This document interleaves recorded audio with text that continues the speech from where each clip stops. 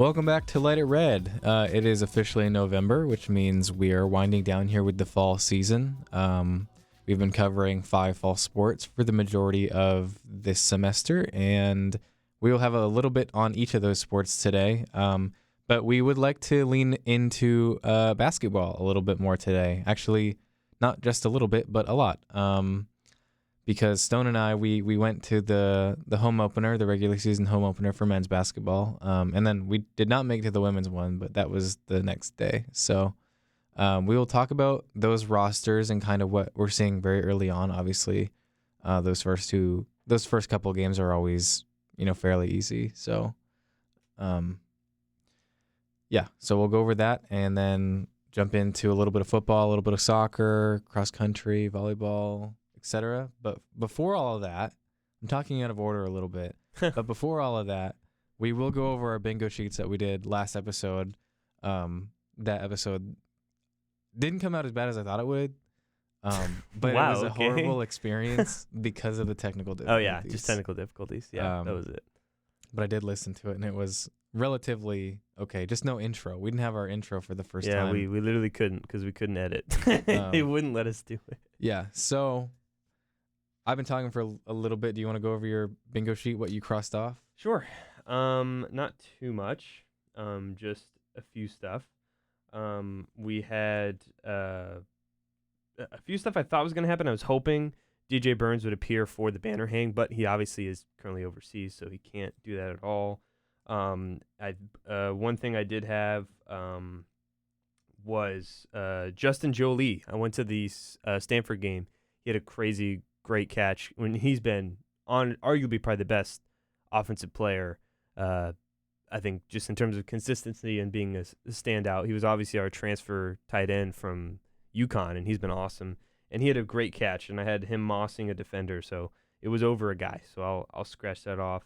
And then a 15-point plus win. I didn't expect them to do that again. I mean, I would have thought they would have done it against Stanford of all teams, but let alone it being that much was pretty insane.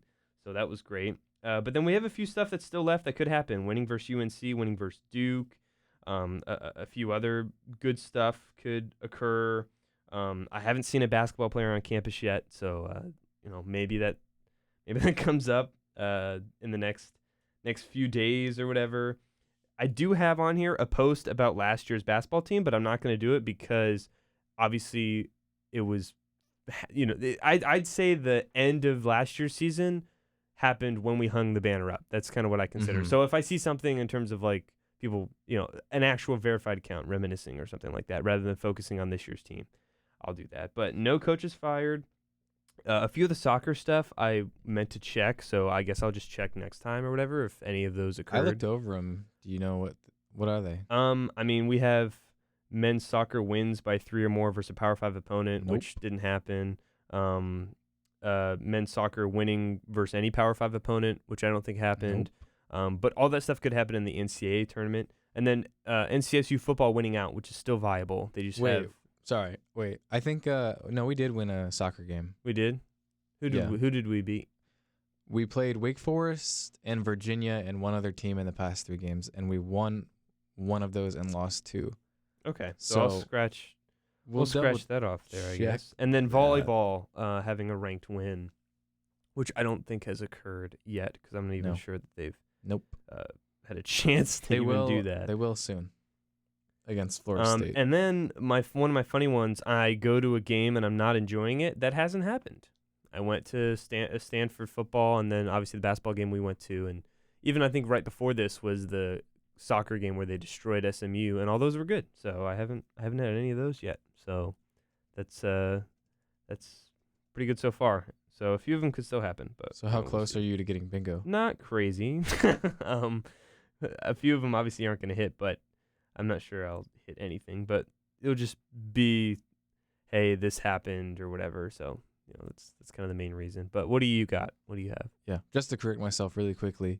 They lost to Wake Forest, but they did beat Louisville before that. Okay. So it still applies. And then, lost to Virginia in the ACC. Women's soccer for wins versus a Power 5 opponent is what I had. Oh, That's right. Not men's, that because men's was easier.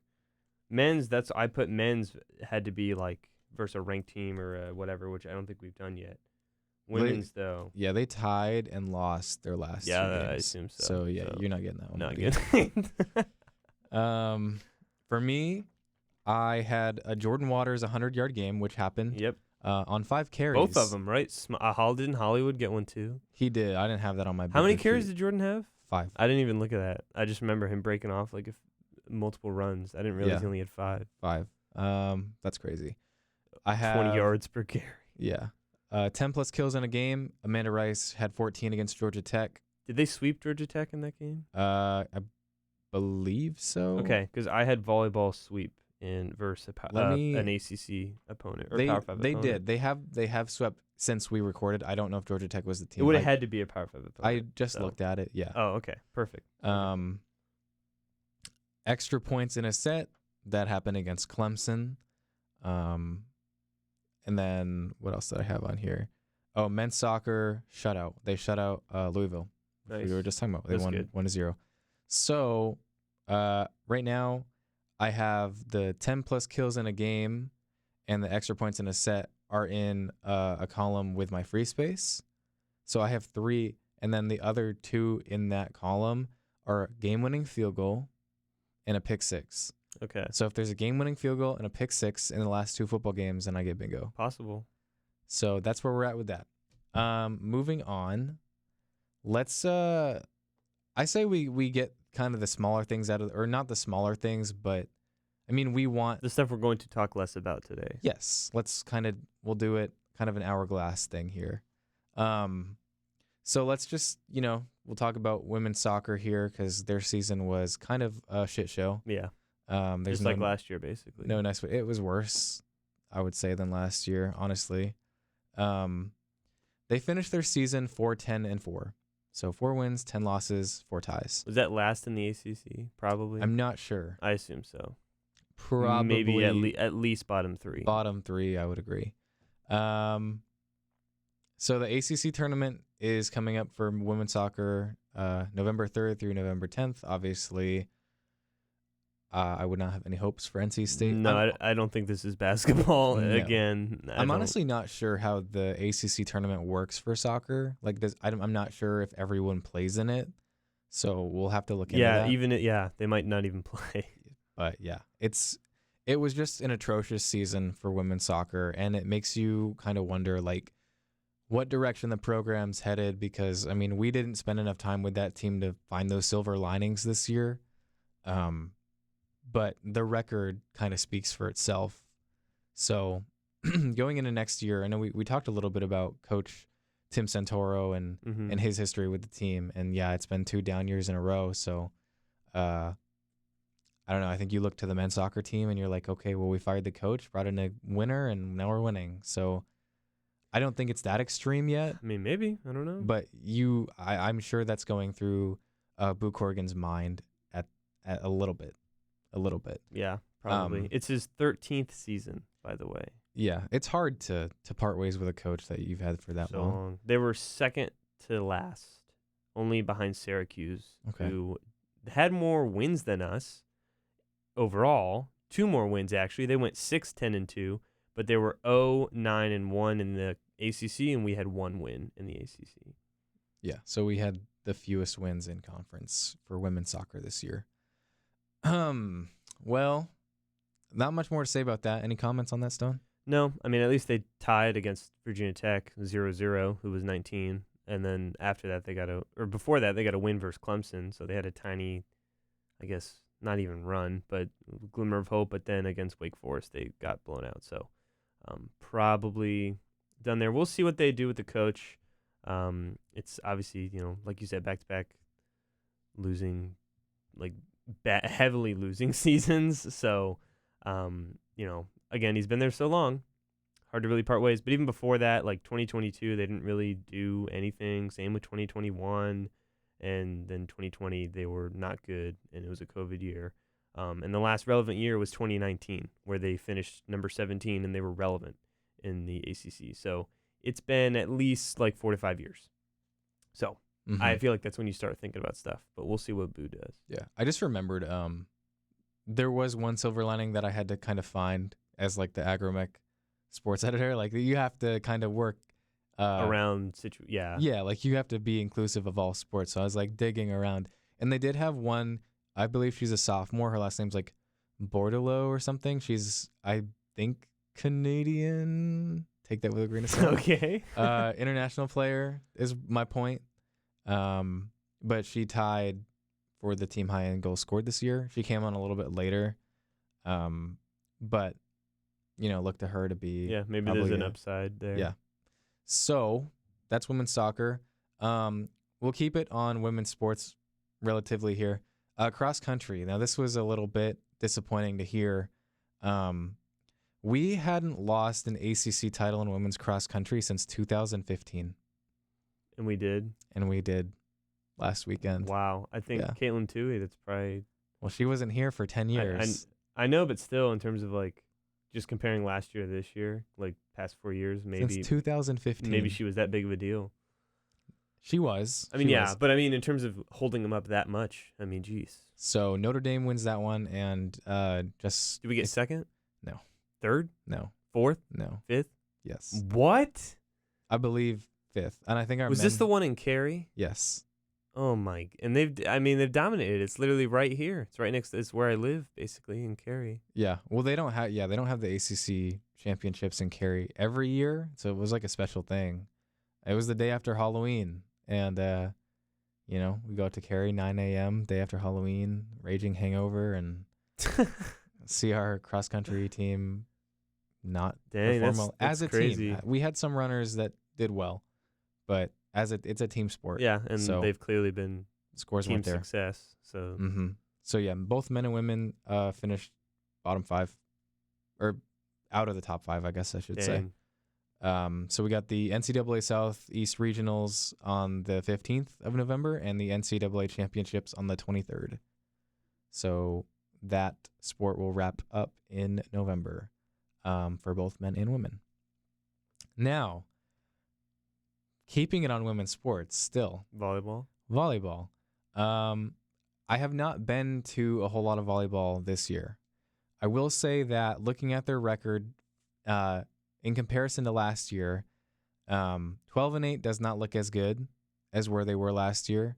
They're 7-5 in the conference, so they're kind of treading water here. Similar. And I know last year they were on the brink of making it into the tournament. Mm-hmm.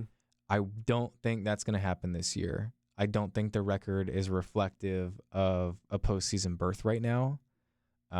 Obviously, of all the fall sports on the schedule, they have the most games left. So there's still a lot to prove there.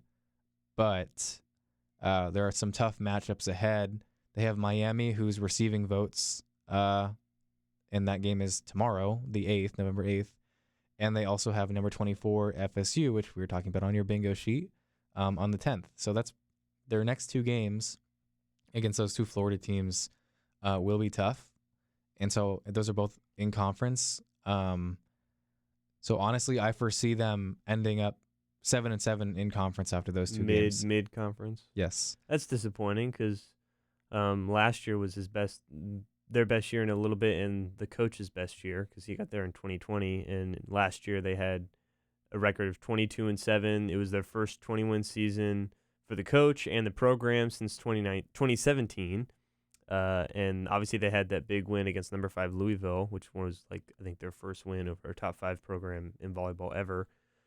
So that's kind of disappointing. And they kept their main that's players, the confusing so part. that kind of makes me a little suspicious. And it was their best players. It wasn't like they lost their best. They kept their best, Ava Brazard and all those people. So yes, maybe I don't know. I think they got figured out, or they didn't change up strategy. I think you gotta, when you keep a lot of those people and they're healthier, because last year there was some injury stuff. They're seemingly healthier. I think you might look at some strategy in coaching there. Yeah, we to have the proper in-depth analysis of that, because the roster and the record I don't think tell the full story there. I think we would have to go to some games that obviously we are stretched thin, so that doesn't really happen this year. But I think there is more to the story as far as that record goes than just, players are back, records mid. Maybe There's something missing to that maybe, puzzle. but I'm saying, if you're a general fan, like the people listening, that's what you're going to look at is like, okay, what's different from this year to last year? Oh, it's the same people. Okay, Nothing. well, what's going on? Yeah. So. Okay, so we've hit on everything but men's soccer here. A little. I actually did pay attention to. Did you? Yeah. Do you want to take the lead? I'm not lead, but Okay. a little disappointing, but Yeah. they're still relevant. They're still there, still alive, Sure. So yeah, men's soccer finishes with an 8-3-5 regular season record, which is very good for a new great head improvement coach. from last year. They did lose. They have lost the last 2 games they've played.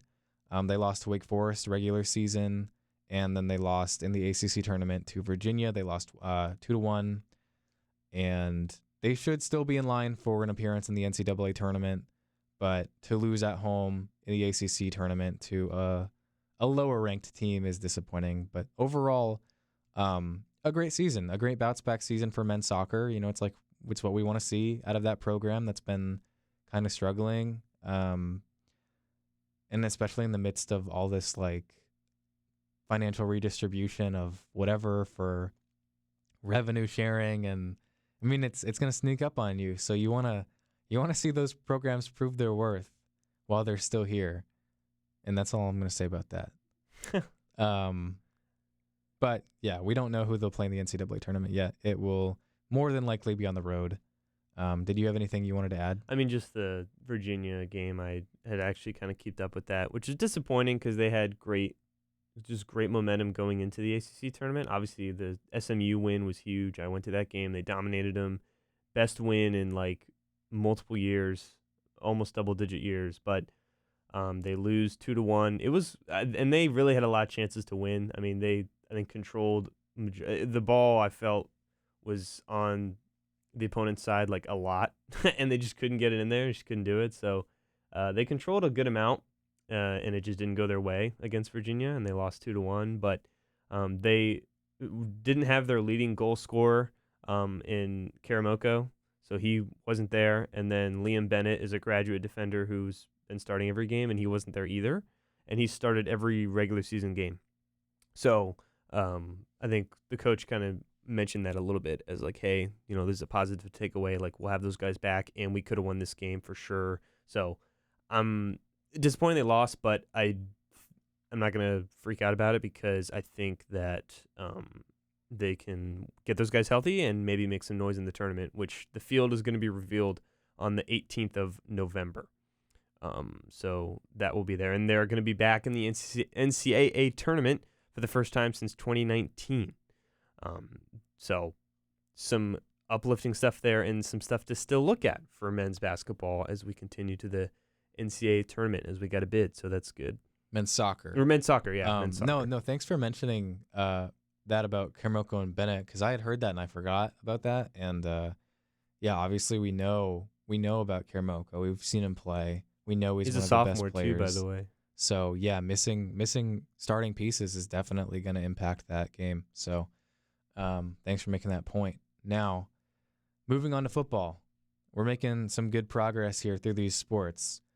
Stanford game, we finally have our silver lining with this quarterback and with this offense, and it's totally going to bleed into next year. And we're going to be sipping the Kool-Aid again. And we're going to be oh, well, we have a great sophomore quarterback now. I assume you're being sarcastic, of course. I'm not being sarcastic. I'm being genuine. Okay, well, I'll tell you. It happens every year. I know. I'm telling you, Stanford is one of the worst ACC teams, but they are a Power 5 school. And you have to take them seriously because I think anyone can win on any given Saturday. Normally is Sunday, but any given Saturday, we'll say. But they obliterated them. It was 59-28. I went to that game. Before that, you also got to look. We played the 2 new California teams, both of them not great at football. One of them we dominated at home. The other one we literally barely won off of Cal missing field goals and us getting a little bit lucky but still performing. And then the 2 games after that, or before that, meaning the 2 games before our narrow Cal win, was a loss at home to Syracuse and a loss at home to Wake Forest. Which Wake Forest, that was the worst loss. And if you want to go back even before that, it was getting blown out, obviously, by the two big orange teams in Clemson, Tennessee, and only beating teams that are not even Power 5 schools, Northern Illinois, Louisiana Tech, Western Carolina, and losing at some point in all those games, sometimes at half. So while I think this is very uplifting, I don't want to look at it to, I don't want to be so narrow in looking at it. I think the bright side is you could say it was off the bye week.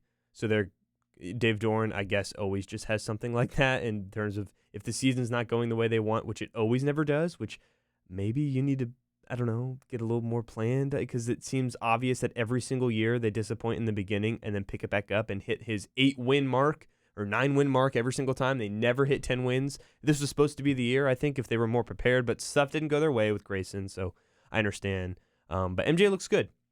Or not MJ, CJ. CJ looks, yeah. I'm sorry. I'm sorry. That was uncalled for. We literally had MJ Morris last year. I know. He's on my brain. I don't know why he's always on my brain. I'm messing with you. I don't know why, but CJ, who had his best game in Stanford, and before that, his best game was Cal. So the past two games have just been better and better. But I think it gets real because we play some real teams in Duke and Georgia Tech. Duke at home, Georgia Tech on the road. None of them are ranked, but that doesn't mean they're not actual real teams. Like, these are good, solid programs. Both have gone on win streaks, as in Duke, I believe, was 6-0 or 5-0 at some point, and others have had some good wins, which is Georgia Tech.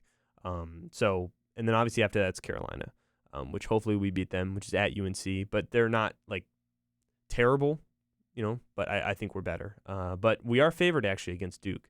We are 3.5. We're 3-point favorites at home, which I would love to go to that game as the last home game. But me as well. I think we could. I wouldn't be surprised if they literally went out and do exactly what Dave Doran always does and hit that 8-win mark and just shred by. But like you said, for the future, I think there is optimism with CJ. But I think the next 3 games will be telling because these are quality opponents. I agree. We got Duke, Georgia Tech, and UNC. You said something that I wanted to respond to, and now I don't remember what it was. So that's unfortunate. What was it related to? It wasn't like a disagreement. I just I felt like you said something I wanted to comment on, and it totally slipped my mind. With football? Yeah. Anyways. About CJ or? I don't remember. Dave Doran? Oh yeah. Yeah, I remember. Thanks. Bowl game is 6 wins. 6 wins. You get a bowl game? I wouldn't be surprised if they change it to 7 in the future, but yeah, 6. I think. So, or just add more bowl games and just have it be 6. Or at least we'll have eyes on that. But do we really care? I don't. I don't. I don't because I don't know. I feel like when you're NC State, you're in that middle ground where you don't give a crap, to be honest, about. The players don't give a crap about the bowl games, first of all. Yeah, which is unfortunate. But I think for NC State, it's you're to the point where you're good enough to where you want to have aspirations for higher stuff, and you're not that good to where you should still want to care about, we won this bowl game, or kind of lower programs like that. So we're in that middle ground to where it's unfortunate because if we win a bowl game, some people will care, some people won't, because we're kind of in that middle ground of a competent team that just can never seem to really reach higher levels and everything. I agree. Well, I think the Duke game should be good. I want to go. My girlfriend has not been to a football game before, so I would love to be able to be there at the last home game. That's the plan. So hopefully things go according to plan with that. Also, we didn't even mention the score for that Stanford game, but they won 59-28. No, I did. Yeah, 59-28. Oh, you did? Yeah. It was sometimes insane. I tune you out. Oh, yeah? Is that what you forgot what you were going to respond to? No, I just sometimes I'm reading the notes and my mind's going a mile a minute. But I did want to mention that CJ Bailey in that game, he passed 18 of 20. 18 of 20 completion percentage is extremely high. He only threw 2 incomplete passes. To be fair, I guess I say realistic, but he had 2 running backs get 100 yards. So the running game set up everything, and the defense was very good. They have 28, but it's 28 garbage time. They ran the ball, Stanford kind of did, but they couldn't really do much, outside of us putting our, nobodies in at the end. I mean, they were close in the beginning, which was our defense was kind of disappointing, but our offense definitely took the hold, and I think was the biggest shocker of how well they did. And KC, what's funny? You know what's funny? You had him on a touchdown? I had him in the same game, rushing and receiving touchdown. Did he run for a touchdown? Yeah. He had 3 carries. I remember him doing it. He ran for a touchdown, 3 carries, 16 yards and a touchdown, and he had 4 receptions, 30 yards and a touchdown. I just realized that. His output has been a lot lower this year, but it is good to see him get back in the end zone for sure. Yeah. I mean, it's been I agree. I feel like it's been kind of disappointing. You brought up the idea of him transferring, which I'm scared about. I hope he doesn't do. So that's why I'm hoping NC State wins out, because they need to keep him for at least one more year, because he's got one more year before he probably goes to the NFL and is maybe a mid-round pick, hopefully. I don't know if he'll be a first-round pick after this year, but I think he has the talent to be someone like similar as a later first round. It's just I don't know if his build is really there. I always compare him to Tank Dell of the Texans. That's exactly what he reminds me of. And Tank Dell wasn't a first-round pick because of his size, so he probably won't be one. But it'll be very good, I think, if he can reach his ceiling. Mm-hmm. So hopefully he stays. But yeah, Joe Lee has kind of been the main one. Yeah, he had a touchdown. You were talking about his spectacular catch. Yeah, he just always has great catches, like every single game. He's a solid bet for at least 70 yards every game. Yeah, he's pretty reliable this year. I didn't watch the whole game, but I did see a freshman receiver caught a touchdown, Keenan Jackson. Yeah, and I know CJ Bailey played the majority of the game. Lex Thomas only threw 1 pass, and he was 1 of 2 for 12 yards and a pick, or 2 passes. Okay, so. Yeah. So I feel like, even though that, doesn't mean much in terms of that game in particular, it is nice to see some younger players getting some playing time. Yeah, because Noah Rogers has been insanely disappointing so far. Yeah. As I haven't a heard guy, his name at all. No, as a guy that we got, I was so excited for him. We got him he was a freshman last year at Ohio State, and they're a wide receiver production, basically, and then transfers here, and whether we haven't given him the ball, or he hasn't been open, or he doesn't know the playbook, or he's not running the right routes, I don't know what it is. It's a combination of maybe all of those. Maybe a few of them stick out, but something like that. So I think he needs to step up in the future as well. To play devil's advocate there, though, I feel like the fluctuating quarterback stuff has made it difficult. I'm just saying it receivers. Hasn't affected Joe Lee, who's also a transfer. I agree. There's some guys that you can put them out there no matter what they're going to produce. But, some guys are more system-oriented and, It has been very turbulent when you have a quarterback who you bring in and practice with and then ends up retiring. That's just unheard of. Also, shout out to Donovan Kaufman. He's our stud safety that we have. DK? Yeah, DK. I guess the DK stands for Donovan Kaufman, doesn't it? I think so. But that would mean, if people call him DK Kaufman, in Donovan Kaufman. Yeah, I don't know if that makes sense. So I don't know if that's what it stands for. Maybe it does. I don't know. He's really cool though. I remember doing the post-game interview. I had a chain on or whatever, a giant funny one for NC State, and I was like, oh, that's cool. He has been great on defense. He's scored and everything a few times, but he had 3 returns for 164 yards. He averaged 55 yards per kick return. So he, I think, helped in terms of setting up the offense a ton, to where they could add on at least 2 more easy touchdowns by getting them basically in the Stanford territory already. But again, Stanford is now 2-7. So let's just beat Duke. We did what we needed to do. Just beat Duke. Yeah, hopefully we do that. And then if we don't, then we better not lose to Carolina. I'm thinking we end the season here 2-1. That's my prediction. Probably.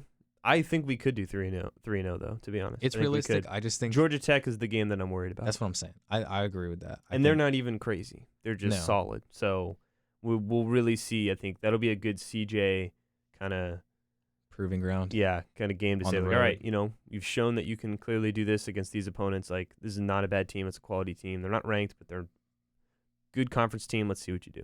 Yeah, I am hoping that he can build on this momentum that he's already established over these last 3 games and take it into next season, because he is a true freshman quarterback.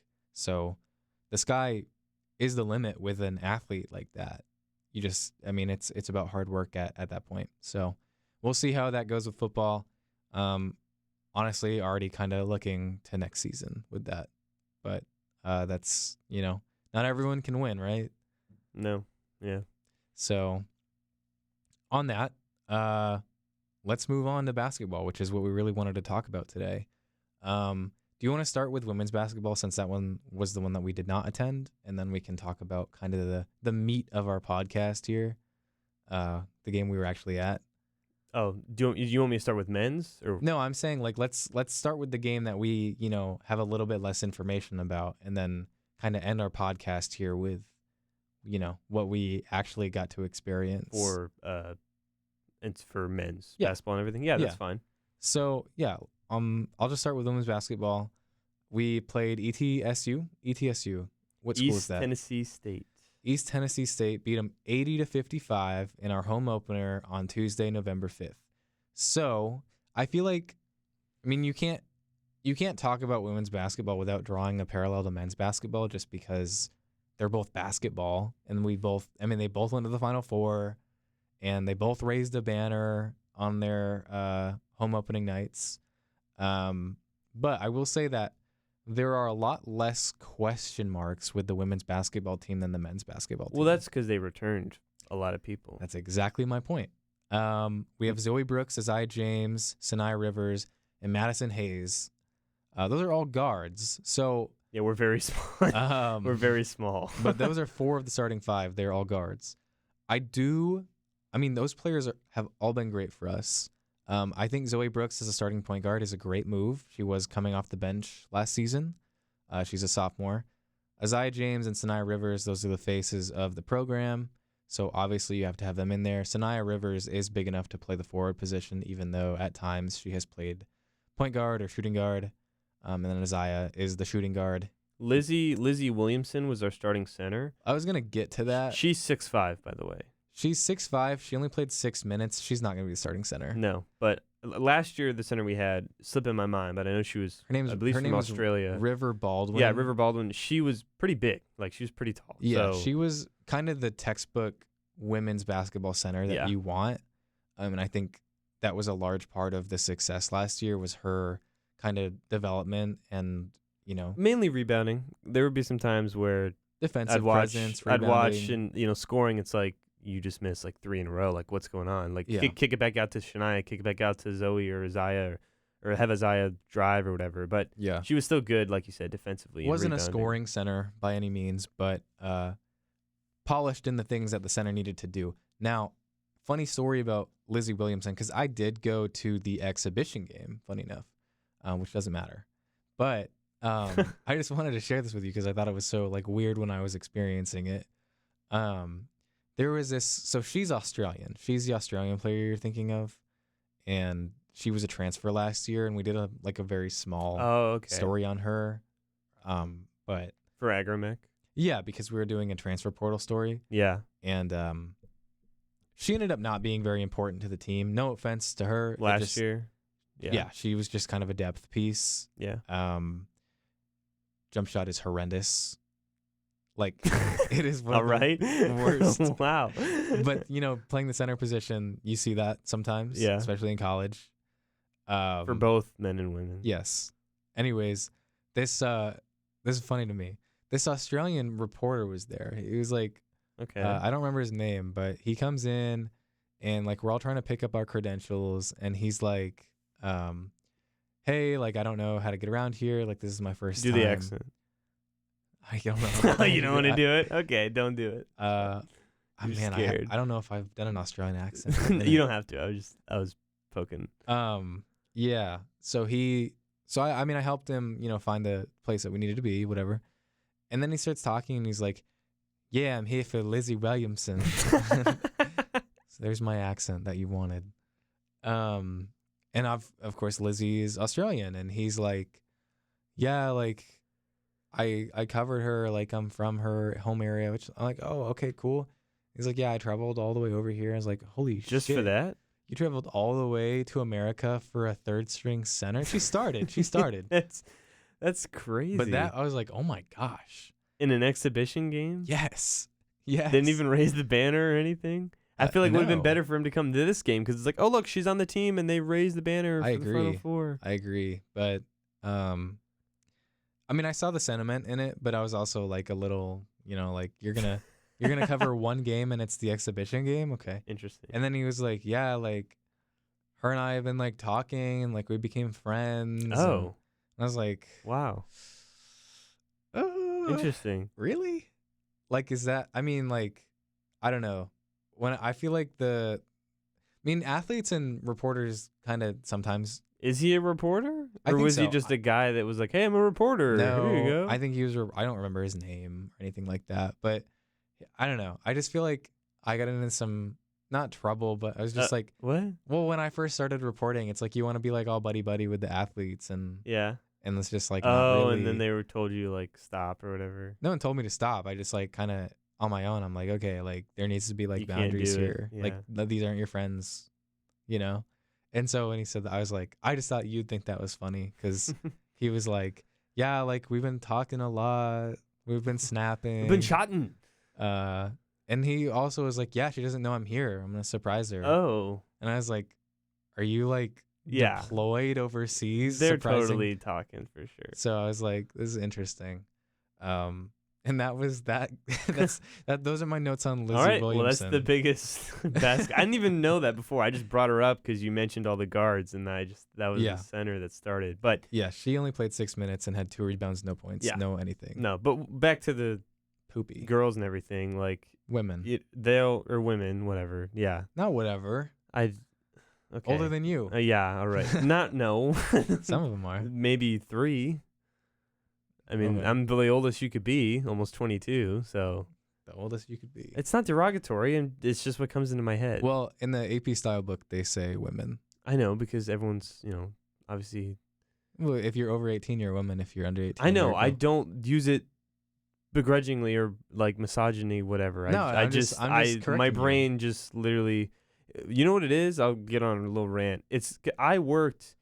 My job was a site coordinator, like counselor for YMCA, where you run youth programs. So that's all I'm used to saying is because all the counselors are 16. Everyone that's there. No, I ran a program that was with young. So that's all.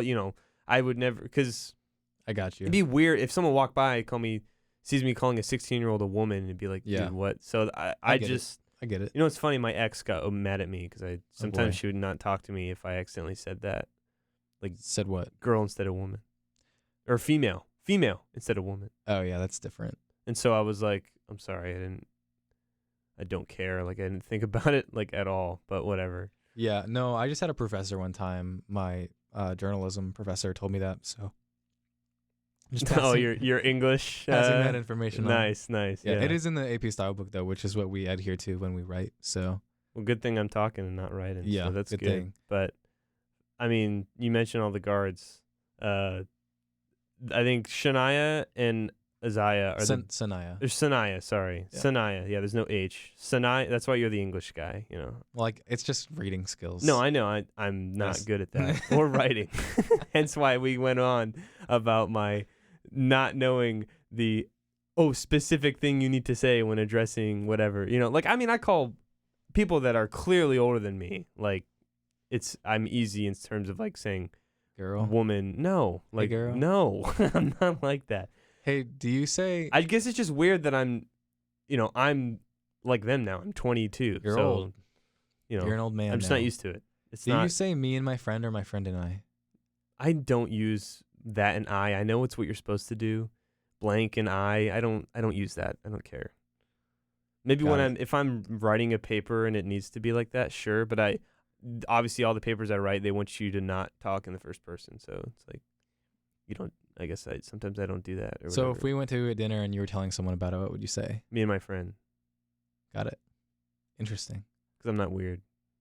My friend and I went and got dinner. Yeah, that's weird. I guess. I don't know. No, I don't care. I'm just I don't kidding. know. That's just what I normally use. But But anyways, for the fifth time, back to women's basketball. Yeah, apologies for digressing. I think the one I like the most is Zoe Brooks because I don't think she started last year, and if she did, No. it was towards the end.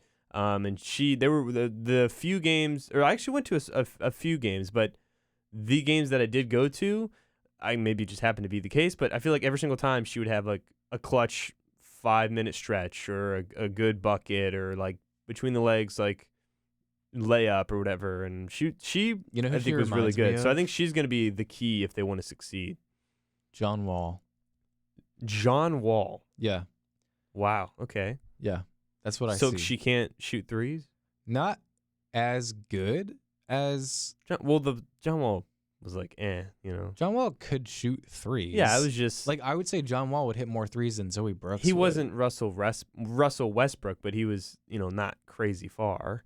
from shooting threes. Yeah, in terms of the percentage or how they were. Like Westbrook obviously could shoot, but it would depend on the night. Well, I feel like you're comparing apples and oranges with college women's basketball and NBA basketball. Well, maybe you brought up the comparison, right? I'm just saying, like in terms of kind of court awareness and Well, that's what I'm saying. Just what do you mean specifically? finishing at the rim, court awareness, passing, dribble moves, stuff like that, shiftiness. Those are the things that she possesses that I think kind of remind me of John Wall. I would compare her to a WNBA player if I knew immensely more, Like, I'm not just going to say, oh, she reminds me of Caitlin Clark, because that makes no sense. Like, She Caitlin Clark doesn't. is, that's what I'm saying. That's what I just said, because it makes no sense. Yeah. She's not even close. No, but I don't sometimes- know, or Brianna Stewart, like, there's only so many, I think women's basketball players that I guess are in the spotlight that I would personally know about in terms of being able to compare them. So it's, the encyclopedia of knowledge there is a little bit more it's thin. lower, yeah. Plus, I think the ones that people mainly know are either like people that are taller, like the forwards and centers, or the guards that shoot threes, like Sabrina Onyescu, all those people. I think she's a unique player. I think Zoe Brooks is a unique player. I stand by my John Wall comparison, though. That's fine. I wasn't denying it. I was just confused. Yeah. Okay. Well, sorry I keep interrupting you. You can. No, I don't get. That was it. No. Oh, Yeah, okay. we're gonna be small ball. I think Zoe's the key. She's kind of underrated, so she'll be good. She actually led the team in points on that game, so glad to see that she's doing well. And I'm not saying we're gonna make the Final Four again, but we're gonna be a relevant tournament team and trying to at least get to the Sweet 16, Elite 8 again. But next game is actually interesting. It's a rematch of the Final Four. We play South Carolina, who's number 1 again. I'm very good again. They ended up winning the entire thing. Yeah, they did. Yeah. They don't have that one woman. No, but they okay. I was gonna say that he one said chick. that, guys, and his eyebrows went up. He was like, "Woman," Yeah. as whatever. You What was her name? kill me, I guess. That's fine. I'm just messing with Totally forgot. Totally forgot. I remember. I know exactly what you're talking about. I can Yes, see her their face because I center. watched the final. She got picked in the WNBA draft. I just cannot remember. you. But Yeah. we play them. I mean, they're like Kentucky. They're like Kentucky if Kentucky actually played up to their standard under the Calipari era Or Kansas. for basketball. Kansas will be very good this year, and they literally won a title like not too far. So Hey, fun fact about Kansas. They've produced, in the NBA currently, the most points per game from a sophomore in the NBA right okay, now. is this your time to talk about Grady Dick? Like you needed to fit that in. He's averaging 21 points All right, per yeah, game. we got it. All right, we know. The Grady GOAT. I've heard it a million times so far. I'm just really He's averaging excited. more than Wemby, I think, at this point. He right is. He's averaging the most Yes. points of all now. sophomores from that Over draft how class. many single-digit games? How many games have they played? I think they've played 8 or 9. Okay, so we'll see. Well, don't do No, that. I'm just messing with you. Yeah, Like- he'll be good. I think so. But unfortunately, we play South Carolina for women's basketball, and it's at home, I think. But I don't think we're gonna win. So it's actually not at home. Oh, it's at not? It's at Spectrum Center Oh, I thought it was in Charlotte. It's a neutral okay. game site. Okay. And yeah, it is a very big matchup. South Carolina is ranked number 1. Obviously, that doesn't mean as much because it's early in the season. But I think they have the, oh yeah, cachet to say like, yeah, we've yes, been here. I agree. So I agree. I mean, it makes sense of why they're ranked number 1. But the season's got to play out, and it does remind me of the UConn game last year. We faced UConn, and they were ranked, I think, number 3 at the time, and it was like our second or third game of the season, and we actually won that game. But this one's bigger. This is UConn hasn't actually done anything, believe it or not, in the past couple years. For what? For Women's basketball. Oh, I mean, in terms of what they expect. Yeah, I mean they're a juggernaut, but they haven't actually won. It's been South Carolina. Is Paige Beckers still there She is. for last year? Yes, this is her last year. But yeah, like South Carolina is the Shrek of Yeah, women's basketball. they're the Shrek. I honestly, What is that even? the giant, the juggernaut, Sure. the Shrek. All right. I've never Honestly, heard that yeah, before. that was kind of You definitely weird. tried to. I don't know what I just did there. It'll be a big game. And NC South State, Carolina is the ugly green the giant monsters. monster that Yeah, picks his boogers and nose and eats it I and don't lives know. in a swamp. They are that of women's basketball. And it'll be on ESPN. Nice. So- So go watch us. Hopefully not get murdered. Yeah, no, a big game. I really wish I was able to be there. Honestly, You like can't? I'm not going to Charlotte. Oh yeah, I guess. I On mean, a you Sunday? went for them to get blown out by Tennessee. So, Yeah, that's which I different. knew was going to happen. I had planned in advance for that. You know, it's Thursday as we're recording. Yeah, I this guess game's it's- on Sunday. That's true. Yeah. Yeah, but before we move on to men's basketball, we did talk about kind of the forwards and the centers on this team. Lizzie Williamson played 6 minutes. I don't really know what to make of that. I don't know why she started, but I mean, probably just early no because game. that They want to reporter was see. there. Oh, maybe. Yeah, maybe. No. Probably. Oh, There's no that's way. why. There's No. That's he put in a request. It's like, hey, it's a nothing game. I was gonna say because I saw that she was a starter. She only played 6 minutes, and I was like, okay, well, that's weird. Did she get hurt or something? That's totally why. He probably requested that she start because he came there. I hope she didn't get hurt. That'd be embarrassing for us. No, I didn't know. I don't think she did. 'Cause then we'd be I like, think "Oh, you're you right. played 6 No, I minutes." think they totally had her start because that guy requested it. And came over there. Maybe for it's a sure. conspiracy. Yeah, that's the conspiracy. The women's Um, basketball conspiracy. Yeah. theory. Well, her quote unquote backup is Mallory Collier. She was on the team last year. And she played 10 more minutes than her. She did. She had 6 Oh. and 5. Honestly, watching her last year, I was not super impressed. That's a good start, though. What? Like 6 and 5 in 16 minutes. Yeah, that was. Yeah. Like, hopefully there are some improvements. I know that as far as like moving up and down the court, there was an issue. Oh, interesting. Just not able to keep up with some of the faster players. Yeah. You know, and that's not a super uncommon Like thing Zach to see. Edey. Yeah, like some centers are typically, you know, bigger and slower, and so I think there might have been some conditioning issues there, but they did bring in a couple of younger players, and also, you know, Madison Hayes is playing the 4, and she's a guard Yeah, it's really weird. who, you know, plays good defense, but they've been doing that with her She's for 3 6 years. foot. Yeah, like it's not the most it's hard to sustainable thing. It's hard to compare that to men's or NBA because they're obviously taller. But even on women's scale, it's like She's undersized as a forward. Yeah. So I don't think that will be the most sustainable way. I think that starting 3 of Brooks, James, and Rivers stays the same, and the Hayes Williamson thing is definitely interchangeable. Collier is going to come in. They have a freshman named Lorena Awu. She's 6'5". She put up 5 and 3 in that first game, so her numbers weren't that far off from Mallory Collier's, and she is taller. Mallory Collier is 6'4". And then we have Devin Quigley and Zamiria Jones, who are 5'11" and 5'7", respectively. Both also freshmen. Both played a little bit. So we have some guard depth there and some young talent because all 3 players I've mentioned are freshmen that are going to play minutes this year. And lastly, Tilda Trigger. I hope I'm saying that right. That's crazy. Triger? That's crazy. Probably Triger. Tilda Yeah. Triger? Considering it's spelled Trygger. I just wanted to say Trigger. Yeah, probably Triger. I just feel like Trigger's better.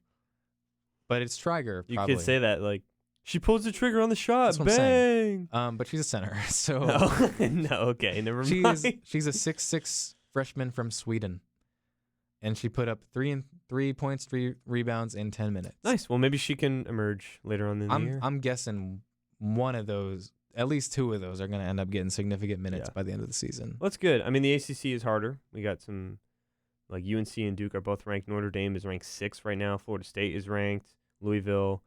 So we'll keep an eye on women's basketball. Obviously, hopefully they do some similar stuff they did last year because it was a successful year. So, do you have Year? anything left for them? No, I mean, those games are going to come up quick. So next home game is Kent State on the 14th. Also, I noticed they only had 8 total team assists. So if they're going to win against South Carolina, that number has to be higher. Yeah, that's not going to happen. So, yeah, but we'll we can see. move on to men's basketball now, the game we were actually at. We had a good time. Not really.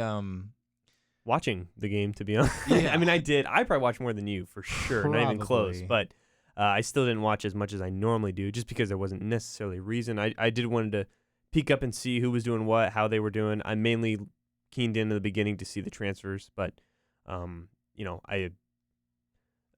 you can start off. You can start off. I have a few stuff, but Yeah. you can start off. Well, I agree. Like, we didn't really. It's harder to pay attention when you have so many guys playing, and you're like, okay, well, who's this guy? I don't know who he is. Okay, who's this guy? I don't know who he is. Is he good? Is he not good? Is he gonna play? And so that's kind of like sometimes how the beginning of the season is right now in college basketball.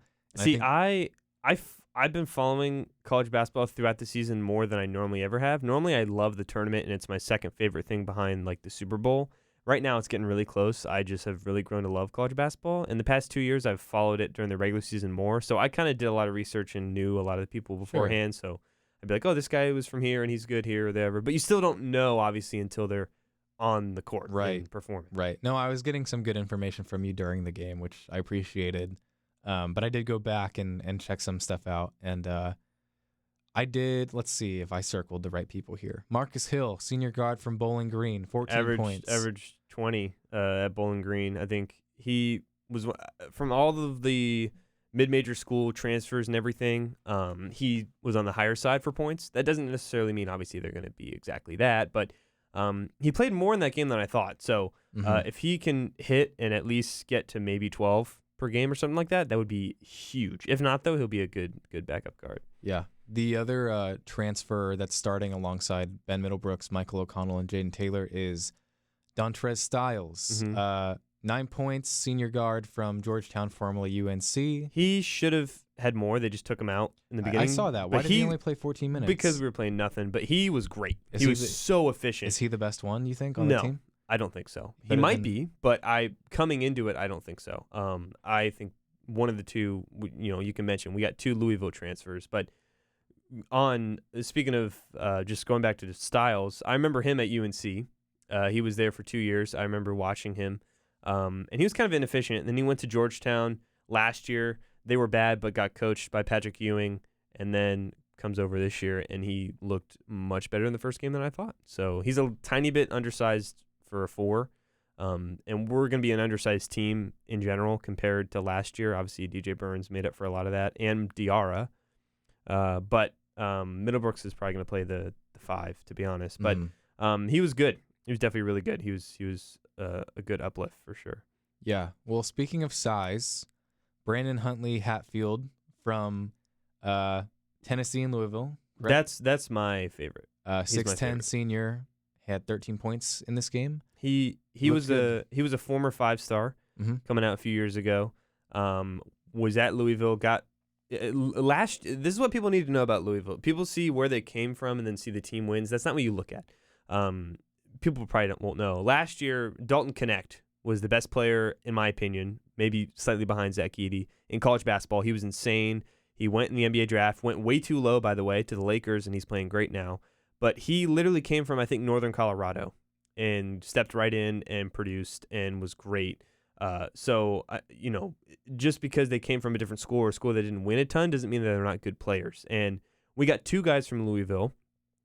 Mike James was one of them. He came from Louisville, and he's kind of a good guard. He'll probably be similar to Marcus Hill, to be honest, except Marcus Hill, I think, might play more of a point guard than shooting guard, and Mike James is probably going to play shooting guard, but I don't think Mike James is going to start. He's probably going to... He didn't play in this game. He did. Did Mike he not? James? I didn't see I thought him. he did. Wasn't he number 9? Who's number 9? I don't know. Maybe it's Mike Hill. But I remember Mike James being on. He played. I just don't know if he played a ton. But Brandon Huntley Hatfield and Mike James, both of them, were at Louisville. Louisville was horrible last year. They had like 9 wins. They blew it up.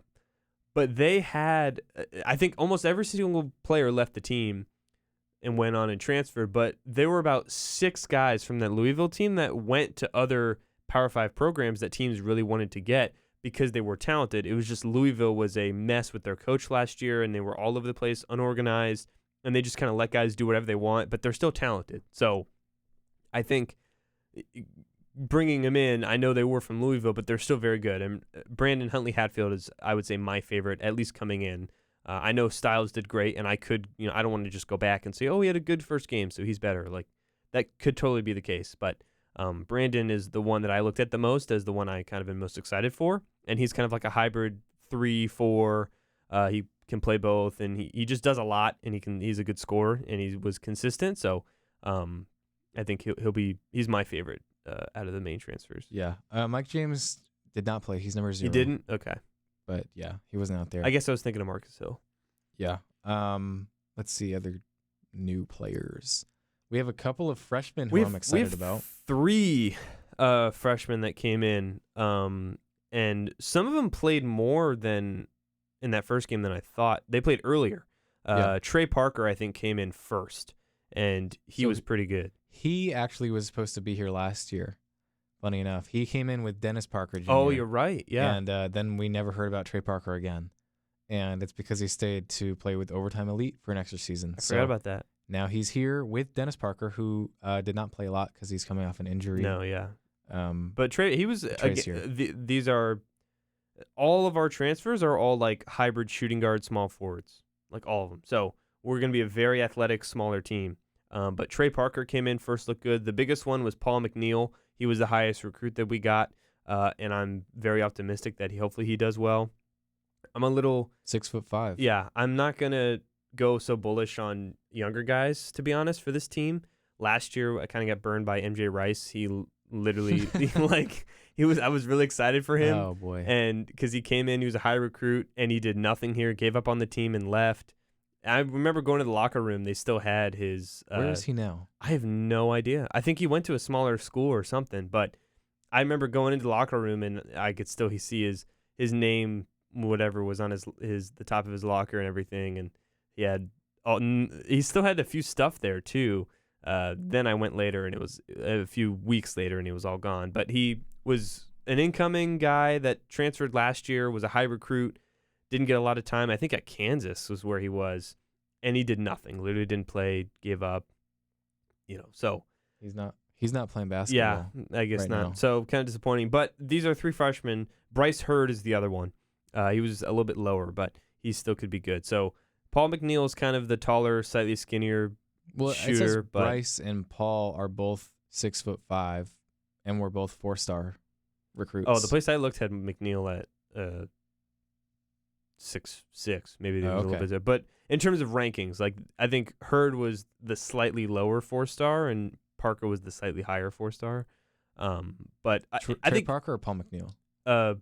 McNeil was above all of them, and then it was Parker and then Hurd from the rankings that I saw. But McNeil, I think, was definitely the highest one. But any of them could contribute, like any of them, or maybe all 3, maybe 1, maybe 2. I say more likely 2 of them probably do. But this team is deep, so I'm not sure exactly how much they're going to get, but they are a part of that depth for sure. They're the reason they're a deep team.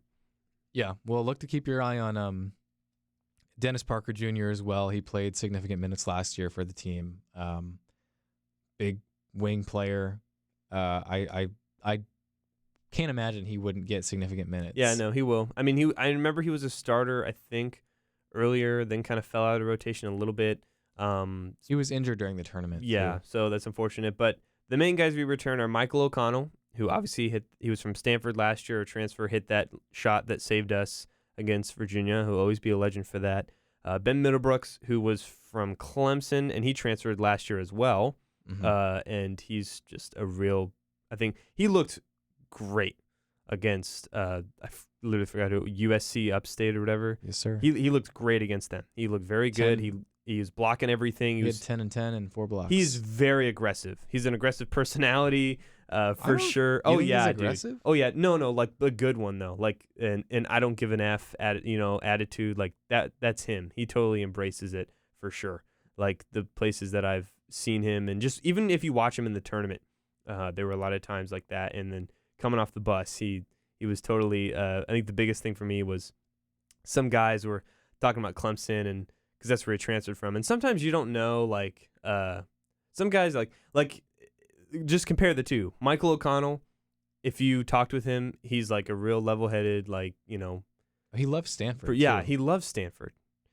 Ben Middlebrook, some guy was talking about Clemson. He's like, yeah, where's Clemson at right now, huh? Where they at? I don't know where they at. And then Ben Middlebrooks was saying that about Clemson. So he's like a total. And funny enough, Clemson literally made it to the Elite Eight. We got farther, so he got his last laugh. But he's a total, hard ass, and I love it. He's great, and he's going to fit in perfectly, I think, at the 5. And then Jaden Taylor's the other one. He's a good starting wing that we had last year. So those are the main contributors, but we got a lot of transfers that we just mentioned. I think all 4 are going to play.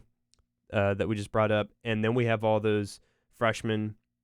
So we got a lot. I know we lost our 3 best players, arguably, in both DJs and Casey Morcell, but we are arguably, this is not like hyperbole, we're arguably one of the deepest teams in the country, and definitely in the ACC, I think.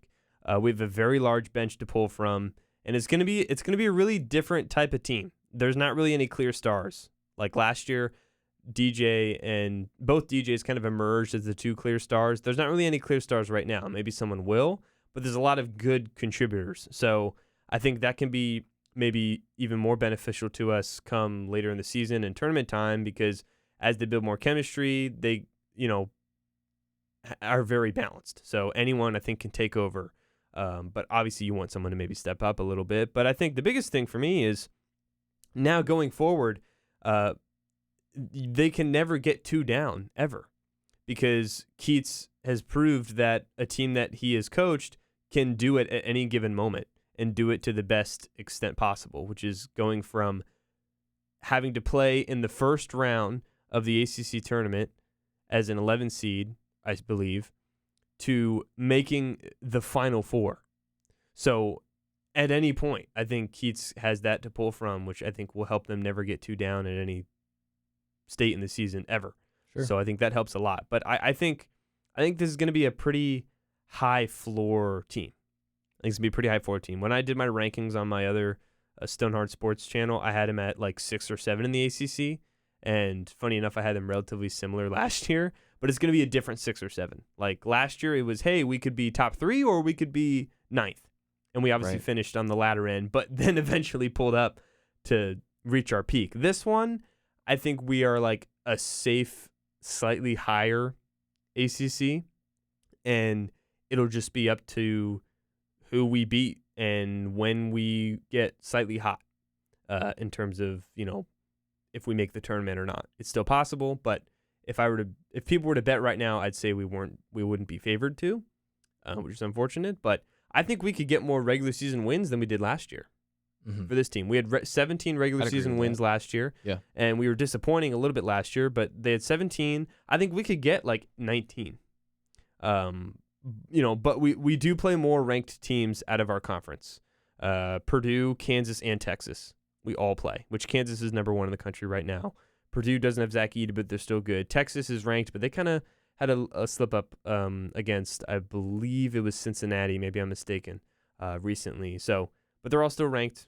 And the ACC itself is kind of similar. It's a bit weaker, but probably going to turn it up come tournament time like they do every single year. So we'll see how it goes. But I'd say for tournament, it's just, hey, who do we beat and how far do we get in the ACC tournament? I think that's kind of it. And we'll be a bubble team, and we'll see what happens and if we get in. Or if someone takes a big step and maybe we do better than I think. I like that take. We also did not mention Breon Pass, but he is the 6th man for this team. Yeah. He had 14 points and 4 assists. 14 is tied for the team high in points. Marcus Hill and Breon Pass both had 14. He was a little lower in the rotation last year, but I feel like he should have got a little more minutes because in the time that he got in a few games, he was pretty good. But the biggest thing I think was, I can't remember what game it was, but it was some really important game. Maybe it was the Elite Eight or the ACC title game or the Final Four. It was the Final Four. Yeah, Final Four. He was like one of the best players in the team. He was the only one doing anything. Yeah, after Michael literally. O'Connell went down. So, yeah, he's a senior this season. I think there's kind of been he's been very patient, and I know that credit to him. Pack Athletics had just ran a story on him and how he's kind of waited for his turn, and maybe it's not entirely his turn with the transfer still here, but He is he'll get clearly, his- yeah, he'll he's get clearly his- thrown in like you can get meaningful time. Show us what you can do. Yeah, you know? he will. He might start, I'm guessing he'd be either the starting point guard or the sixth man. which a heavily played 6-man. Probably. Yes, and he did play well in this first game. So I think he adds a lot to this team, and couldn't forget to mention him. So Yeah, I totally forgot him. Which I've said a bunch of stuff obviously already, but in terms of how we would play, I honestly don't have a giant thing to tell you. I think we might be one of the more balanced teams in the country because which is good and bad. I don't think we excel at anything, but I don't think we're lacking anything. I guess the only other thing would be if we play a Zach Edey type team, but that would only be Creighton with Ryan Kalkbrenner, who had I think like 49 and only missed 2 shots a few games ago, so he's insane. But he's for Creighton, and unless we're in the tournament and we face Creighton again like we did 2 years ago and we got close, that's not going to be something that we're going to have to worry about every single game. Yeah, he's not Zach Edey either. No, like he's not. It's just not like that. But But yeah, he's still very good. Obviously, more to see on the season.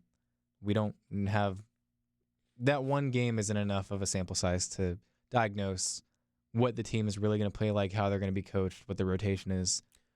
Which our first real game, which I would say would low-key be Colgate, because Colgate has made the tournament multiple times in the past few years, but their head coach is, I believe, now the coach at Louisville. So they're probably a rebuilding program too. So our first real game, we're probably going to go start 5-0. Our first real game is versus Purdue on November 28th. It's at, I can't remember if it's at home or if it's at a tournament. It might be at a tournament. I'm not sure, but it is Purdue that is for sure on our schedule. So we'll see how that goes. And then after that, we play Texas on December 4th. So we kind of ramp it up and play Texas and Purdue as our first real team. So we'll see how they do. Maybe they can sneak one out against a Texas, maybe, and we'll see how they do against a rematch with the team that knocked us out in Purdue. It'd be nice to win that. I'm not saying we will. I think I'll just wait to see what both teams look like before I say anything. But we'll see how it goes. Yeah, well, we've got Presbyterian tomorrow, November 8th, Friday. So show out to that. It's at home. And we got a stretch of home games coming up with Coastal, Colgate, and William & Mary. So that has been this episode. Thank you for listening to Let It Red. Music in this podcast was Jonas Hipper's King of Sports and Vibe and Sneaky, licensed under Creative Commons from the Free Music Archive.